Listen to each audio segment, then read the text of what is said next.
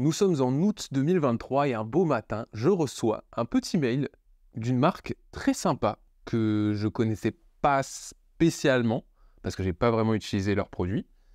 Et cette marque-là, c'est Polaroid. Ils proposent tout simplement d'essayer de découvrir leur tout nouvel appareil. Moi, il faut savoir que j'ai pas spécialement d'affinité avec le film instantané et ils me disent « Jonathan, parle-en librement, fais le contenu que tu as envie ». Donc, c'est absolument ce qu'on est en train de faire. Je vous invite à la découverte de l'instantané.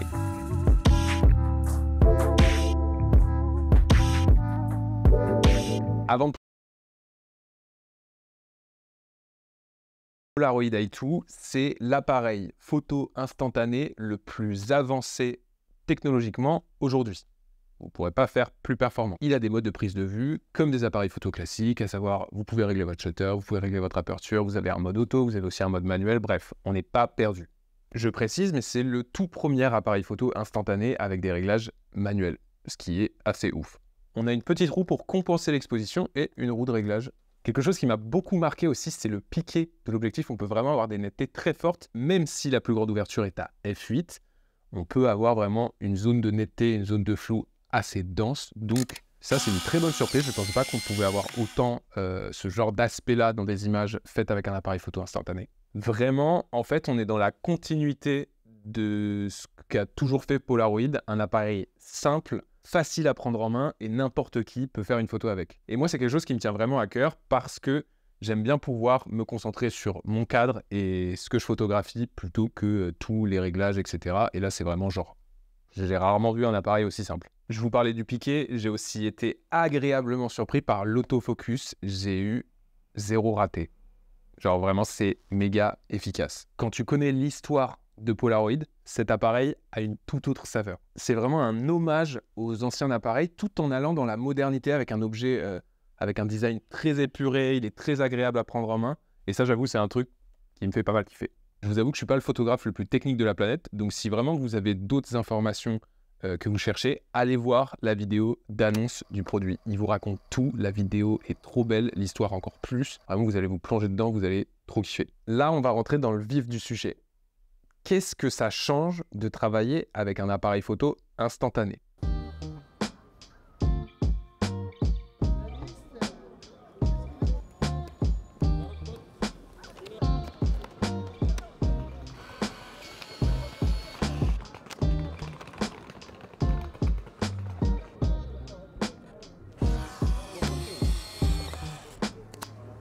J'ai l'appareil depuis août 2023 et j'ai fait pas mal de choses différentes. À Paris, à la campagne, à la montagne, pour pouvoir avoir un regard complet et pas vous sortir un test en mode ouais c'est cool, je le teste en direct ou je sais pas quoi, mais vraiment avoir une démarche plus de fond et prendre le temps de s'approprier ce mode de production que je trouve nouveau qui est l'instantané. Et ce process, c'est vraiment une claque. J'ai souvent tendance à associer un appareil à une ère créative ou à vraiment une façon de créer. Et l'instantané, ça change totalement de tout ce que j'ai pu faire auparavant. Avoir l'image directement dans votre main après votre prise de vue, ça change drastiquement le rapport que vous pouvez avoir avec votre travail. Surtout dans une ère digitale, même si on fait de l'argentique, qu'on a des pellicules, ça redevient physique, mais on travaille quand même des scans qu'on partage sur Internet, sur les réseaux. Là, la photo de base, c'est un objet réel. Donc, ça fédère quelque chose d'assez précieux, d'assez intime. Il y a une notion de souvenir qui est un peu prépondérante dans le sens où tu as envie de capturer des instants juste pour leur saveur et pas forcément pour leur esthétique. Et moi, comme la photographie est devenue mon travail, je vous avoue que c'est un gros plaisir de retrouver cette intimité, ce côté souvenir dans des images. Je me suis surpris à photographier plein de petites choses du quotidien, mes proches. Il y a cet aspect souvenir, mais je me suis quand même pris au jeu d'un point de vue plus créatif.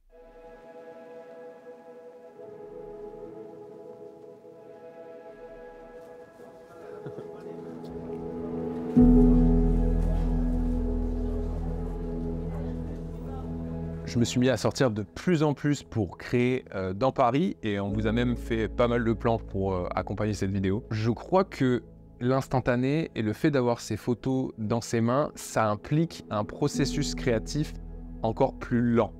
dans le sens où tu te concentres encore plus sur tes images parce que tu en as 8 par cartouche. Et en plus de ça, le fait que ton image devienne réelle, j'ai l'impression que tu es encore plus impliqué que si tu avais un numérique et que tu mitraillais, que tu faisais 50 photos, que tu avais une pellicule et tu te dis bon, je fais 5 photos pour essayer d'avoir cette bonne photo. Alors que là, sur tout ce que j'ai fait, ce sont que des prises de vue uniques. Je laisse plus de place aux doublons dans ce processus-là. Pour moi, le Polaroid implique la lenteur. Pas tant dans l'objet, mais plus dans ce que tu vas photographier. Parce qu'il y a quelque chose qui change énormément, c'est ce format carré.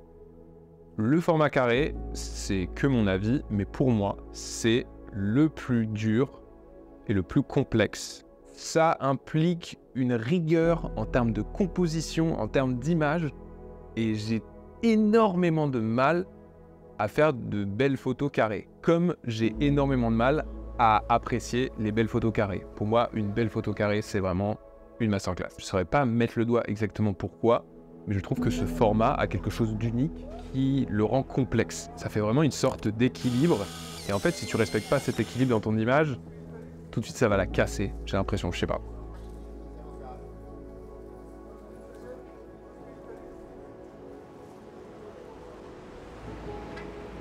Ce qui est cool avec le Polaroid i2, c'est le mode multi-exposition. C'est pas quelque chose que j'ai l'habitude de faire, mais là, j'avoue que vu que c'est là et que je suis trop curieux de voir comment ça fonctionne, on va se prêter au jeu. Ce qui est bien, c'est qu'il y a jusqu'à 4 expos. Je vais essayer d'en faire une, je garantis pas le résultat, mais au moins double expo, il y a moyen de faire des trucs sympas.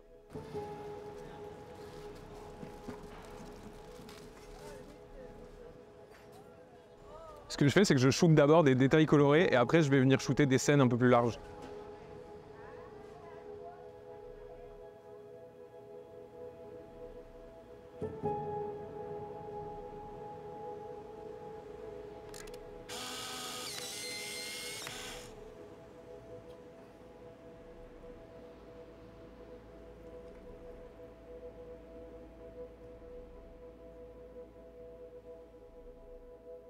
Si je récapitule, on est sur une nouvelle façon de créer, un nouveau format complexe qui est le carré, un nouveau rapport à l'image.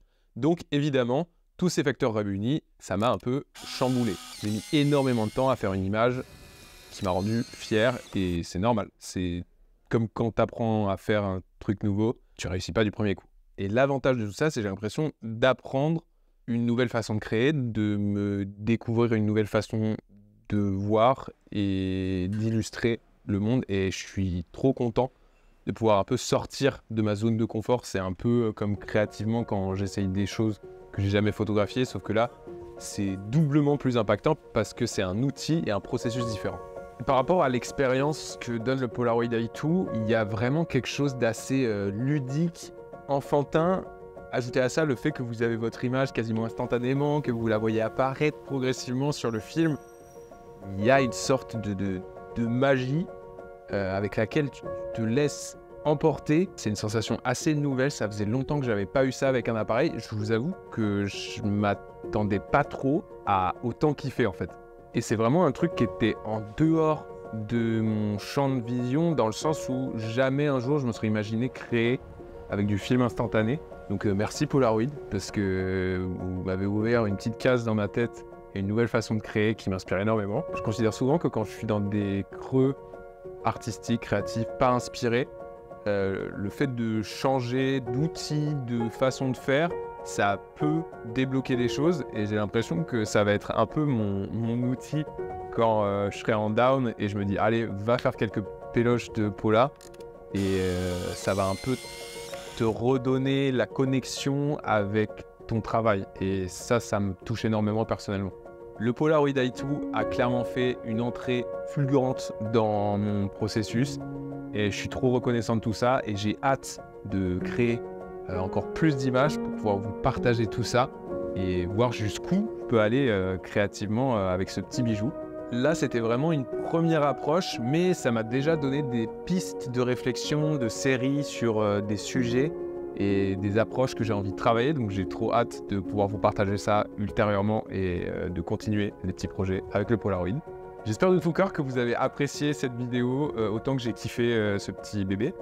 Et je vous dis à très vite pour une prochaine vidéo. C'était Jonath. Ciao.